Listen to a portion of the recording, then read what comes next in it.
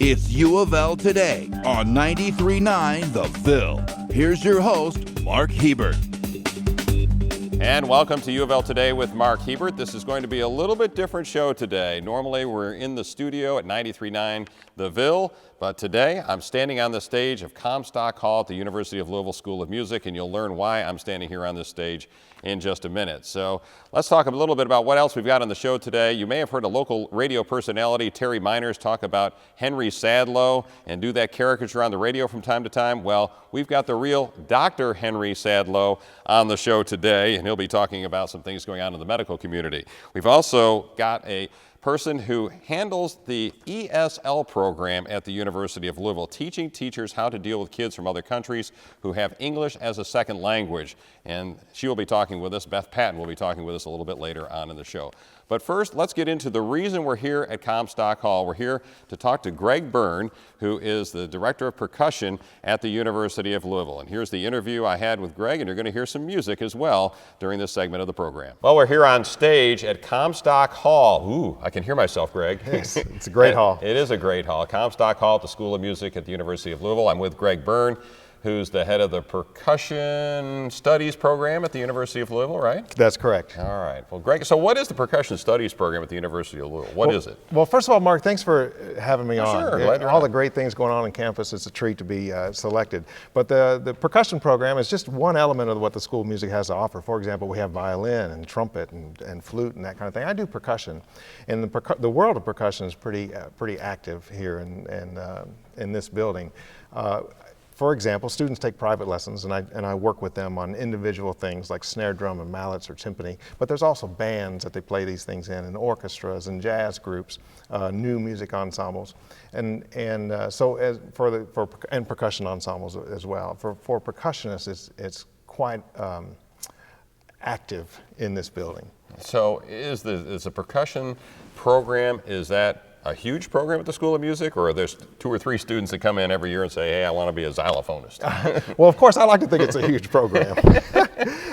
We're located in the basement of the building, and it is just hustling down there. It's why I like to look at it. But in our program itself, for example, we have in the percussion, we have 2 percussion ensembles, a steel drum group, and this year we're really focusing on multicultural percussion, which is focused on West African music, Brazilian music, Afro-Cuban music, the music of the Caribbean, and that kind of thing. So there's a lot of different things going on. And there's a lot of free concerts and things for people that come to and listen to your students play. And you play too, right? Absolutely, yes. As a matter of fact, we just finished a concert in December featuring one of our in-house composers, Dr. Mark Satterwhite. Our percussion ensemble played an entire concert of his music and also premiered some works. And what we're doing with that music now is recording it for a CD.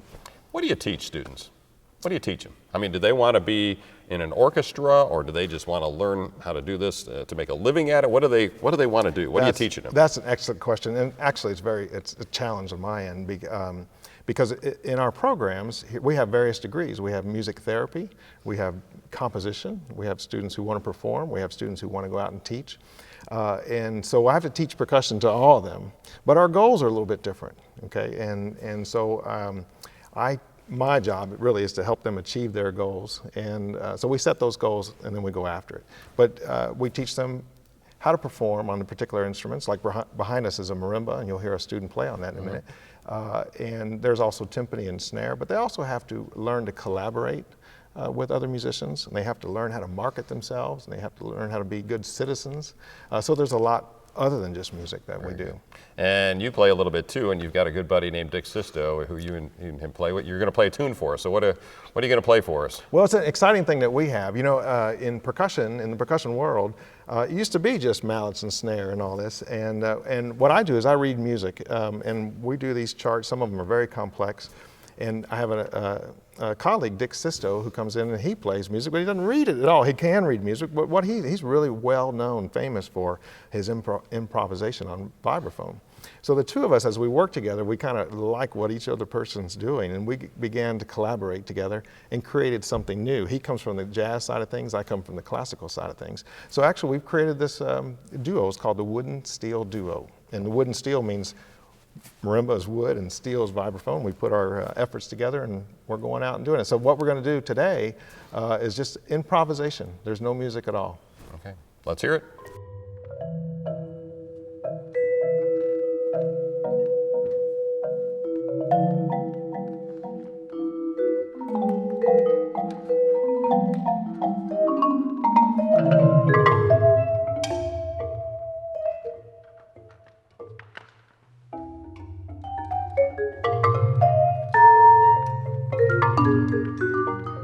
And through the beauty of editing, we can keep listening to the music of Greg Byrne and Dick Sisto as we talk to Dick Sisto. Thank you, Welcome, glad you're here. Yeah, thank you. You teach something at the School of Music. What do you teach here? Well, thanks to my partner, my mentor, my good friend Greg Byrne, he brought me in to teach vibraphone. It was jazz vibraphone. Actually, it's about harmony and music, so I just call it vibraphone. And we read things, but we also include improvisation. And that's the big thing that I think I'm here for is to vibraphone improvisation. And specifically in terms of the music we just played, it's something that was inspired by a teacher of mine. I grew up in Chicago, and his name was Bill Matthew. He wrote for Stan Kenton and stuff, but he also was developing his own music. And he gradually, as a pianist, developed an improvisational system, which are called improvisational games. How can it be a system if it's improvisational? Well, that's a very good question. Okay. He's at the San Francisco Conservatory, and he runs the Sufi choir all out in Northern California. He's very well known.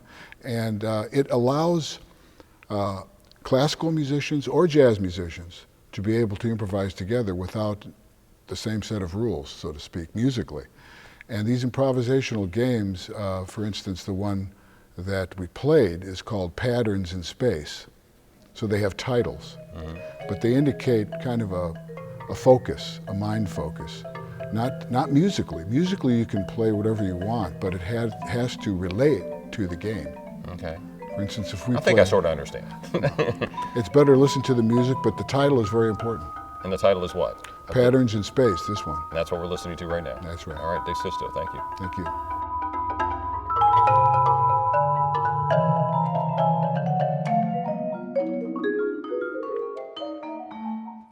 With us now is Alyssa Dewey, who plays one of the instruments that Greg Byrne teaches here at the University of Louisville. Welcome, Alyssa. Thank you. And you're what year here at the university? I'm a freshman. Oh, a newbie, huh? Yeah. And so what instrument do you play? Well, all of the percussionists here are, we practice all of the percussion instruments. So I play marimba, snare, timpani, and a lot of other things. Well, Greg was telling me you're very talented on the marimba, which we're going to hear you in just a second. So, but that's kind of your love, I guess? Yeah. Or what you're best at anyways, right? It was the first instrument that I started playing when I got into percussion, so. And what do you want to do now that you're here at the University of Louisville? As an adult, what's your job or what do you hope to do with this, what you learned here at the UofL? Well, I'm a performance major, so definitely performing somewhere, maybe with an orchestra, but I think my dream would be playing in some kind of pit orchestra with theater productions or ballet or opera or just anything where I get to collaborate with other artists in different disciplines. I really love all performing arts and not just music, so I think that would be amazing. So you want to be a professional musician? Yes. Basically, don't you? Are you learning anything from Greg Byrne? Is he teaching Yes. anything? Oh, he is? Yeah, he's wonderful. What does he teach you? What have you learned since you've been here at the University of Louisville? And you're out of Oldham County, by the way. You went to Oldham County Schools, we should mention to our viewers. So what have you learned from Greg since you've gotten to UofL? Well, I don't know if I can sum all that up in this short amount of time, but just a lot of looking at music in a different way and not just playing the notes on the page, but really saying something with it, and there's that, and then there's all the technical details, breaking bad habits and making sure your finger placement is correct and all of that stuff. Gotcha. All right. Well, Alyssa, you're going to play something for us. What are you going to play for us? I'm going to play a piece called Land.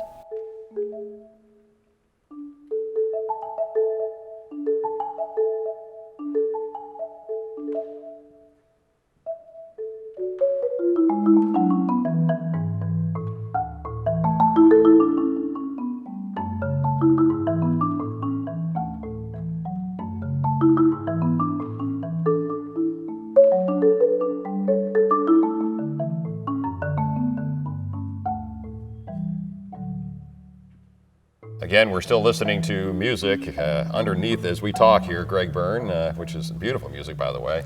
Tell us, as we wrap this up, a little bit more about what you would want people to know about the School of Music and in particular the percussion program here. Well, one, I think, here's a great example of what I would like for them to know about the percussion program. I mentioned earlier about the multiculturalism that's going on. In April 17th, it's a Sunday afternoon, our group is putting on what we call Pan Jam. And it's a program that kind of represents the music of West Africa. It's Afro-Cuban music, Brazilian music, and the Caribbean. We're putting together a big program, and it's for outdoor picnic concert at 3 o'clock, April 17th. Come to that concert, bring a blanket and some food, and enjoy, and you'll see what we're doing here in the percussion world here at the School of Music. All right, Greg, appreciate it. Thanks for joining us. Thanks, Mark. All right, you've been listening to U of L Today with Mark Hebert on 93.9 The Ville.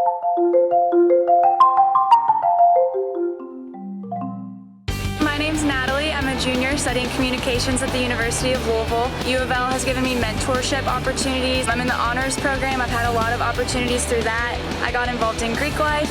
I'm a Cardinal Ambassador, so I get to show people what I love about our university. And then I'm also on the student orientation staff, so I get to work with the incoming freshmen and calm any of their nerves about college, and just show them my passion for U of L and hopefully transfer that to them. Family is really what it's all about here at U of L. Go Cards! Welcome back to U of L Today with Mark Hebert on 93.9 The Ville.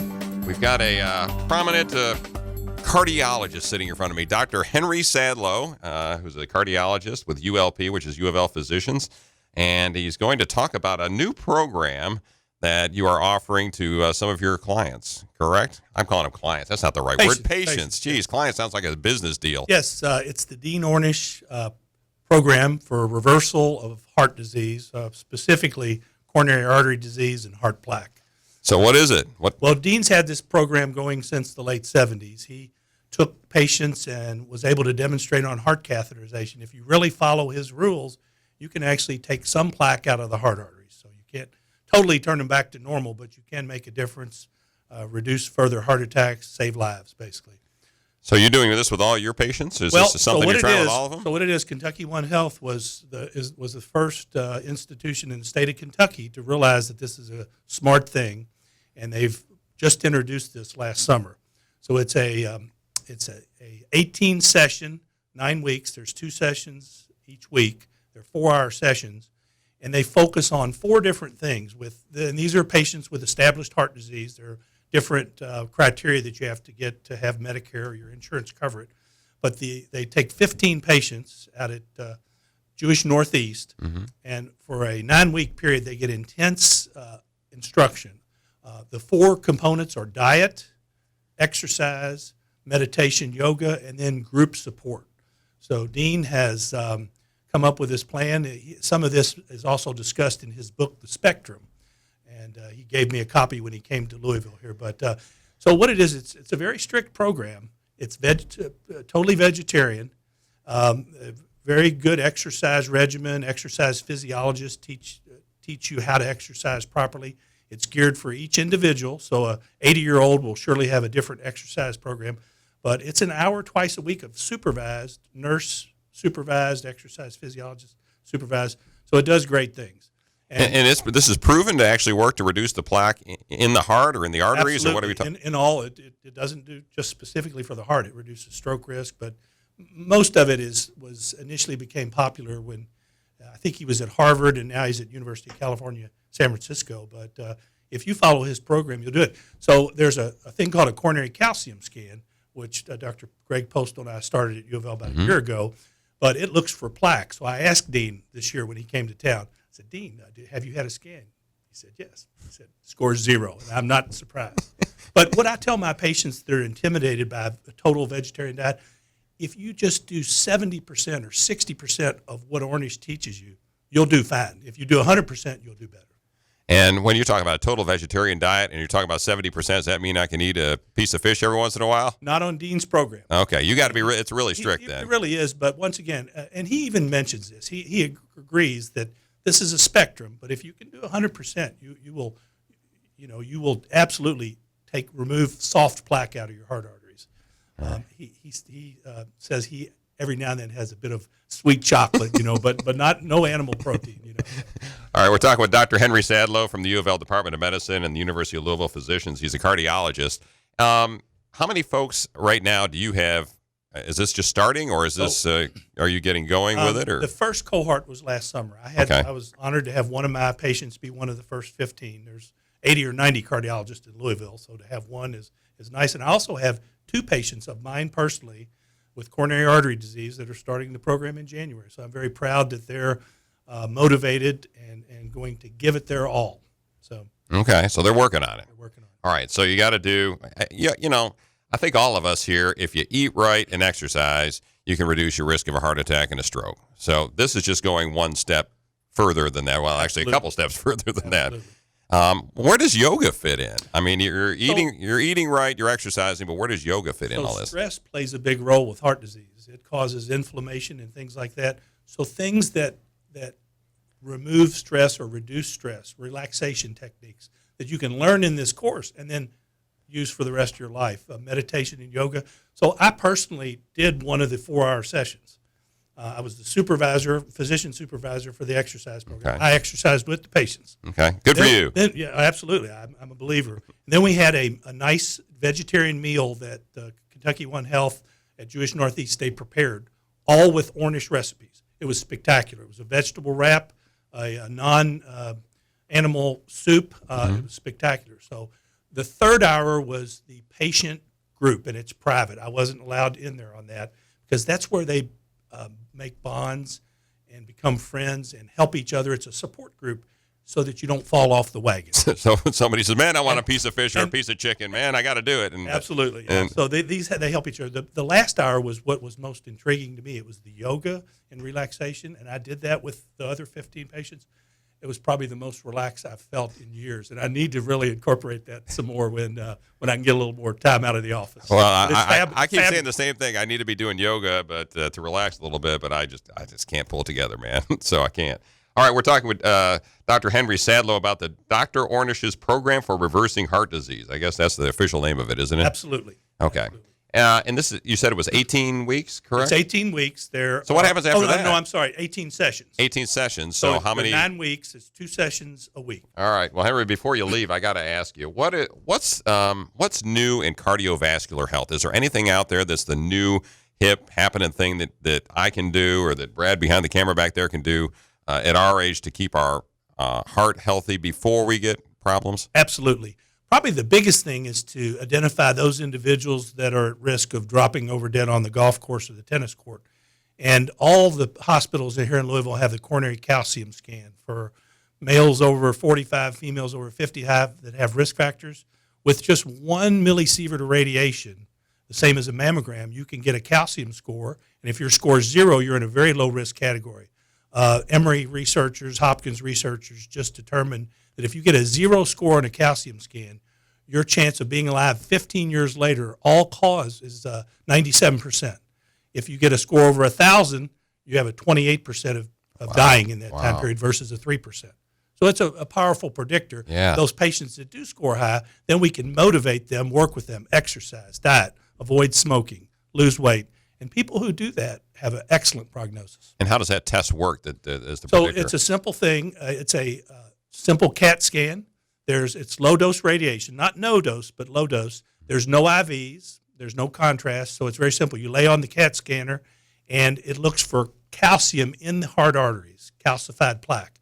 It's very helpful. I've had one myself because my dad had no warning at age 70 and had bypass surgery. Mm-hmm. I don't want to be that guy. I want to have a lot of the things that he had, which were good, but not that. So I've already had a scan, and my score was less than 100, but it wasn't 0. Since then, I've lost 15 pounds, started a hiking group, and so good for you. I haven't accomplished all my goals yet, but I'm working on it. But you're getting there. All right. All the Kentucky One Health facilities that have cardiac rehab, there's 3 of them in town, but they have 3 different options. One is the intense Ornish reversal program, which is specifically for patients with coronary disease.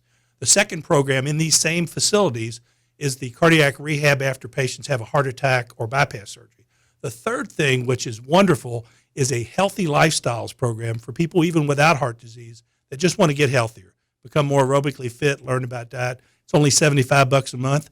I am not an investor. I have no financial ties to it, but it's a wonderful program, and I really thank the people at Kentucky One Health for bringing it to Louisville. Okay. Dr. Henry Sadlow with the UofL Department of Medicine and ULP. Cardiologist, appreciate you being on. Thanks, Mark. Appreciate All it. right, we'll be back in just a minute. You're listening to UofL Today with Mark Hebert on 93.9 The Ville. This is our time to soar. We are an unstoppable force of innovation and academic excellence, solving the world's mysteries through research, stimulating growth in our community and beyond, and inspiring the next generation of leaders to build a better future for all of us. We are the University of Louisville. Watch us take flight. Welcome back to UofL Today with Mark Hebert, and sitting in front of me is our next guest. The UofL College of Education has an ESL program aimed at teachers. So what is the ESL program? Well, Beth Patton is the coordinator of that program. She's also a professor of linguistics and in the College of Education, right? That's is that right. Beth? Mm-hmm. All right. Well, thanks for being here. Appreciate it. Well, thanks for having me, Mark. All right. What is an ESL program? ESL program is a course of study, a 12-hour course of study designed to help teachers learn how to best teach students whose first language is not English. And it's a specialized sequence of courses that prepares them for, classroom strategies, just cross-cultural competency, things like that they're probably aware of if they already have second language speakers in their classroom. But this really is a very specialized sequence of courses that helps them to best serve these students. Are there really that many English as a second language students in Jefferson County that teachers need that kind of training? Absolutely. We get calls all the time that schools are looking for ESL teachers, and as many teachers as we put through our program, we still don't have enough to fill the need. It's because Louisville is a refugee city. We get a lot of adults that come in as refugees, and with those adults come their families, and with those families are children that are placed in JCPS. So, yes, it's a great problem to have. I think it's part of what makes Louisville such a great place to live and such an interesting place to live, that you look around and not everybody looks the same. There's all different kinds of ways that people have different accents, people from different places, and it really adds a nice layer to who we are as Louisvillians. So yes, JCPS has addition, and so do some of the surrounding areas too. So you say when you're training teachers or prospective teachers, to be ESL literate, I guess, is that, or ESL teachers, or what are you telling them how to do? Is it teachers that I'm a math teacher and I need to learn how to communicate with a kid, or Good is question. it I'm a special ESL teacher just teaching those kids in a special class? That's great. There's a couple different ways that it works. So that you can be, for example, a math teacher who has a lot of English language learners in their classroom, and so you need to have help in trying to teach math principles to someone who is having a hard time, is just learning English, right? But then you can also be a teacher who specializes in sort of all things ESL and is like the specialist in the school who other teachers go to for help and suggestions on how do we make modifications to instruction to help these kids best learn. And typically it's things like visual, use a lot of visuals, because if you don't understand the language, then you can understand a picture. Don't use idioms in your speech. Slow down when you talk.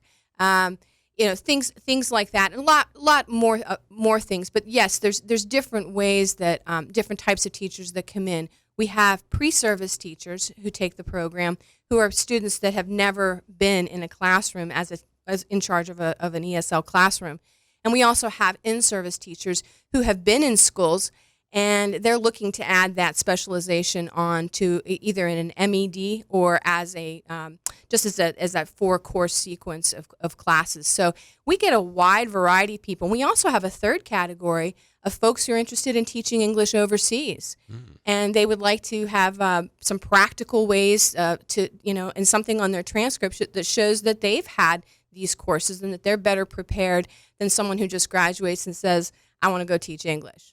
I think most of us would think, family comes here from Somalia. Kids go to Jefferson County schools. Yeah. How in the world do those kids play catch up on math, English, if they don't know the language? So how often does it, or you may not know the answer to this, Yeah. but I'll ask it anyways. Yeah, So okay. how long does it take for those children, say they're in elementary school, and even if they have a good teacher Yeah. that can communicate with Yeah. them, to catch up and Yeah. be at the same level as their American counterparts? Right. Well, those kids that are in elementary school stand a much better chance of catching up very quickly than the older kids. Okay. They're younger, they pick it up quicker. Right. And they're, everybody kind of sort of knows that. That's sort of an intuitive sense, but there's actually linguistic principles behind that. Your brain is different when you're in elementary school than when you hit adolescence, and your brain starts to change, and it's harder for you to acquire a language. So those kids that are in the elementary grades, they're going to pick it up as they get older. And if a student comes in and is in high school that hasn't been in the United States and has maybe had some time in a refugee camp, those kids it's really difficult. And we take a lot of little incremental progress with those kids because they've maybe had interrupted education, trauma. You just don't know. That's the challenge with the ESL program, is that no two kids are alike. So you don't just have all kids from one group, one geographical area, one language group, one proficiency. You look out in your classroom as an ESL teacher, and because Jefferson County has over 100 different languages spoken, you could see so many different language groups represented, and all those kids are speaking and reading and writing at different levels. So it's challenging. It's a challenging job to be an ESL teacher. And are most of the folks that come to U of L to get this, is it a certificate in ESL? It's an endorsement. An endorsement, which means what? It means that if you already have an initial certification in math, science, language arts, some initial certification area, an endorsement is something that attaches onto that initial certification and gives you sort of a specialization. You said earlier that there just aren't enough teachers and there aren't enough classes, those kinds of things. Yeah. So what, in a perfect world, what needs to happen to help all these children that are coming in from all these other countries? Well, I guess part of it is we're kind of fussy, too. We want teachers that really have a heart for this, not just that look at a job opportunity and say, hey, this is a great way to get a job. We want teachers that have a real heart for people who are coming in from the outside and trying to make their way here. I mean, if all you have to do is open up a newspaper or look at the television, and you see what refugee populations are going through and the sacrifices that they're making for freedom. And so when they come and they finally land in a place like Louisville, I would hope that the people that greet them at the door of the elementary school are people like our students, who not just have the academic background to be well qualified and to meet these students' academic needs, but also have a heart for it and a heart for the people who are behind these kids, the families. I worry about the parents, because the kids are going to get the education. They're going to be going to school. They're going to get all this help from these great teachers. I worry about the parents who are trying to work and hold things together and can't speak English. And I just think if I was dropped into a country or came to a country, how would I fare in speaking English? I'd be so frustrated I wouldn't be able to communicate. So I'm glad that there are a lot of volunteer programs, and JCTC does a great job of helping provide support for those parents. But it's a whole package. It's not just the idea of, hey, let's open up somebody's head and pour English in. We want to look at the whole family and as a whole, as people, and how can we help them to best become part of our community and part of the school, so that they feel like they also aren't, they're no longer on the outside.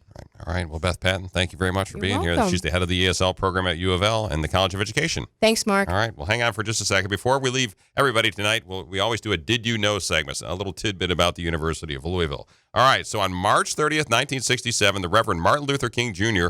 spoke to an overflow crowd in the Allen courtroom at U of L's Brandeis School of Law. The day before, he met with Muhammad Ali, the greatest, in a Louisville hotel room.